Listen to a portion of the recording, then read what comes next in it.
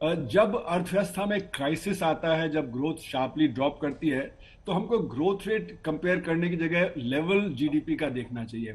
तो जो लेवल है जीडीपी का, वो अभी 3 साल पहले के कंपैरिजन में सिर्फ 8% आगे बढ़ा है। यानी कि जो एनुअल ग्रोथ रेट है वो करीब 2.8% के आसपास रही है। अब इसको हमें एक्सेलरेट करना है। जब हम इसको एक्सेलरेट करेंगे तभी अर्थव्यवस्था में जो प्राइवेट सेक्टर है वो इन्वेस्टमेंट ज्यादा करेगा और उससे ग्रोथ बढ़ेगी। हमारा जो इन्वेस्टमेंट रेट अभी 31-32% के करीब है, उसमें जो सरकार का जो इन्वेस्टमेंट है, अभी समझिए 10 लाख करोड़ भी अगर अगले साल हो जाता है तो वो 10% के आसपास ही होगा। पर उसका एक मल्टीप्लायर इफेक्ट होगा। जो मल्टीप्लायर इफेक्ट है वो तभी जो काम आएगा जब हम उस पर ज्यादा जो खर्चा करें। तो ज्यादा खर्च, जैसे आपने कहा कि सरकार के ऊपर बहुत बड़े दायित्व आता है कि वो अपना जो कैपिटल एक्सपेंडिचर है उसको बढ़ाए। और कैपिटल एक्सपेंडिचर भी कहां पे बढ़ाए? जहां पे रोजगार पैदा ज्यादा हो। अगर हम ऐसी स्कीम्स में पैसा लगाएंगे जहां पे रोजगार ज्यादा पैदा नहीं होगा, तो उससे भी हमारी डिमांड, जो कंजम्पशन डिमांड है, उस पर इतना असर नहीं पॉजिटिव पड़ेगा जितना कि अगर हम जो रूरल एरियाज में लगाएंगे, हम शिक्षा में, स्वास्थ्य में लगाएंगे। तो हमारा कैपिटल एक्सपेंडिचर का जो एक डायरेक्शन है वो भी बहुत इंपॉर्टेंट है। तो सरकार खर्चा करे, किन चीजों पे खर्चा करे, दोनों चीजें बहुत ही जरूरी है। एक फॉलो अप प्रश्न नेहा जो मैं अश्विनी महाजन जी से पूछना चाहूंगा। अश्विनी जी, स्वावलंबी भारत, मेक इन इंडिया, स्वदेशी, भारतीय जनता पार्टी और एनडीए की ये पॉलिसीज एनडीए 1 में भी थी, एनडीए 2 में भी रही हैं और मैं मानता हूं आगे भी रहेंगी। मेक इन इंडिया को कितना और समर्थन मिलना चाहिए, क्योंकि मैन्युफैक्चरिंग लेड ग्रोथ सर्विसेज के कंपैरिजन में शायद हमारी अर्थव्यवस्था को और मजबूत करेगी। सर्विसेज नौकरियां जरूर देती है, पर मैन्युफैक्चरिंग एक प्रकार से ज्यादा क्वालिटेटिव साबित होती है अर्थव्यवस्था के लिए। सही कहा, सही कहा सिद्धार्थ जी। वास्तव में 2014 से ही, जब से प्रधानमंत्री मोदी ने कार्यभार संभाला, तब से मेक इन इंडिया की बात कही गई, प्रयास भी हुए और कई प्रकार से विदेशी कंपनियों को भी इसके लिए आमंत्रित किया गया कि आके भारत में बनाइए। लेकिन मैं यहाँ पर रेखांकित करना चाहूंगा कि जो उसके लिए वास्तविक रूप से प्रयास होना चाहिए था, क्योंकि एंटी डंपिंग ड्यूटी लगाने से कुछ होता नहीं।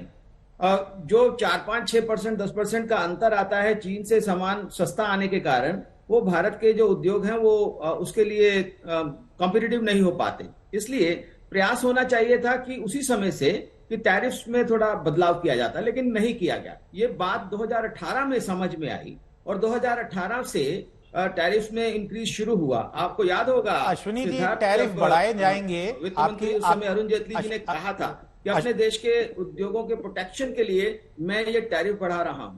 अश्विनी जी, मैं आपकी बात काट रहा हूं। बढ़ाए थे इलेक्ट्रॉनिक्स पर, टेलीकॉम पर। अश्विनी जी, आपकी बात काट रहा हूं। आपको याद होगा उसके बाद जो 28 बिलियन डॉलर का हमारा जो इंपोर्ट था इलेक्ट्रॉनिक्स का, वो घट करके 18 बिलियन डॉलर रह गया था। नेहा शायद हमारी बात नहीं सुन पा रहे, अश्विनी हमारी बात नहीं सुन पा रहे हैं। बट एक अहम मुद्दा जो आपके माध्यम से यहाँ पे हम चर्चा जिस पे जरूर करनी चाहिए, शायद राधिका जी भी बोलना चाहें, कि अगर इंपोर्ट की ड्यूटी हम बढ़ाते हैं तो उन वस्तुओं की दाम बढ़ जाते हैं हमारे नागरिकों के लिए। देखिए, सस्ता इंपोर्ट यानी सस्ता सामान, चीनी माल का मैं समर्थन नहीं कर रहा हूं नेहा, पर इंपोर्ट दरें बढ़ाने से हमारी कंजम्पशन पे भी असर पड़ता है और इन्फ्लेशन पे भी कहीं ना कहीं पे उसका असर आता है। राधिका, आप क्या ऐसे इस बात से सहमत हैं जो मैं कह रहा हूं?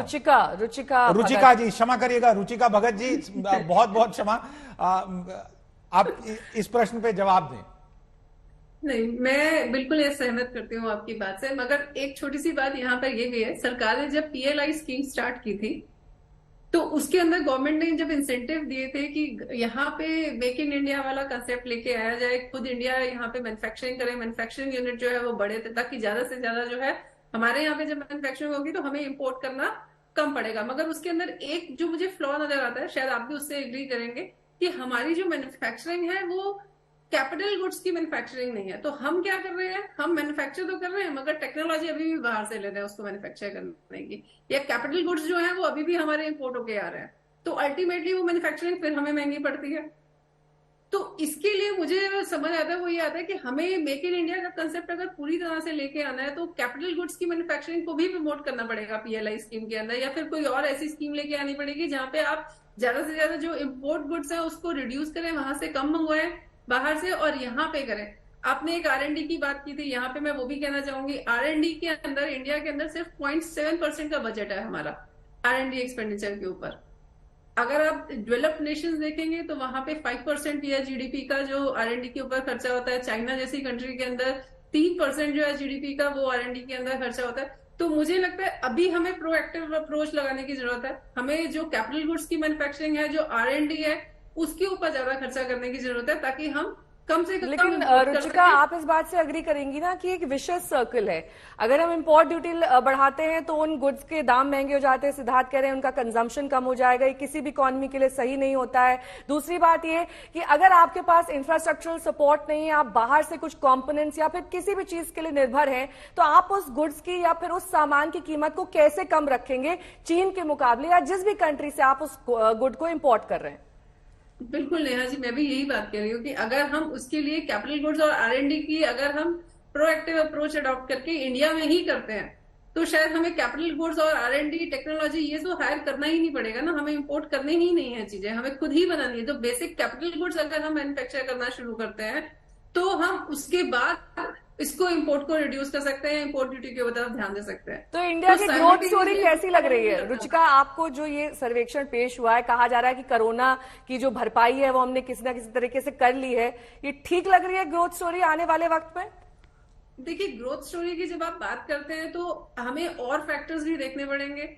अगर मैं वर्ल्ड वाइड बोलती हूँ तो उसके अंदर मैं कहती हूँ कि ठीक है 6% जा रही है अगर करेगी मेरी ग्रोथ, या 7% के बीच में मेरी ग्रोथ रेट है तो ठीक है वो। बट अगर मैं पहले के कंपैरेटिव देखती हूँ जिस हिसाब से इंडिया की ग्रोथ रेट है 2.8% जा रही थी हर साल, उस हिसाब से देखेंगे तो हमारी ग्रोथ रेट अनडाउटेडली कम है। तो ये अगर करंट सिनेरियो से सिर्फ हम सीमित रखते हैं कि करंट सिचुएशंस को देखा जाए तो ग्रोथ रेट कह सकते हैं कुछ हद तक ठीक है। अरुण जी, आप रुचिका की बात से अग्री करेंगे?